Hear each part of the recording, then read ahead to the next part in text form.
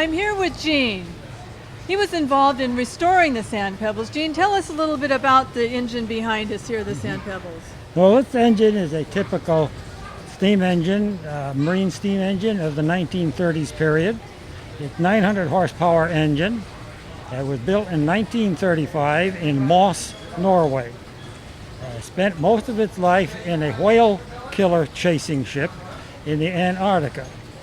In 1965, the vessel was scrapped in Vancouver, BC, and the Fox people bought the engine and used it in the movie Sand Pebbles with Steve McQueen and Candice Bergen. After the movie was shot, a man in San Diego named Ed Paxton acquired the engine and had it in his backyard for 35 years. He then donated to the ship, and another man, a friend of mine, Jim Higman, and I, we spent about 2 years restoring the engine. We put the electric drive on it so we can show it to the public how these engines worked in those days, and it makes quite an educational exhibit for the ship. How does it feel to see it running? Well, it was great the first time we did it. We blew all of the electric lights out on the ship, but we've solved that problem. Gene, can you run us through just what happens on a ship when it comes down from the captain, the orders come down, and what you need to do? Well, the engineer on duty, he receives a signal from the captain on the bridge, and this pointer will go. He hears the bell.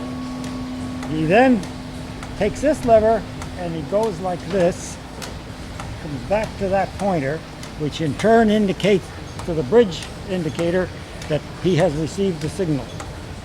He then stops the engine.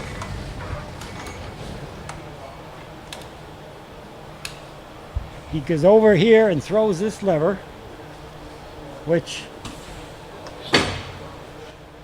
changes the position of the valve gear to make the engine run in the opposite direction.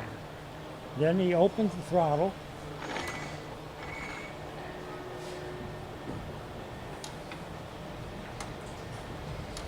To the speed that is called on the indicator. And now the engine is running in the opposite direction. But in real life, it would all be done much faster. Gene, I understand you're also a volunteer here on the Lane Victory. That's right. And how long have you been a volunteer? I've been a volunteer approximately 10 years. What drew you to the Lane Victory? Well, Jim Higgin, my good friend, was a original charter member of the Lane Victory. And he's the one that knew I was interested in marine and ship's engine. And he asked me to come down and join, and I did.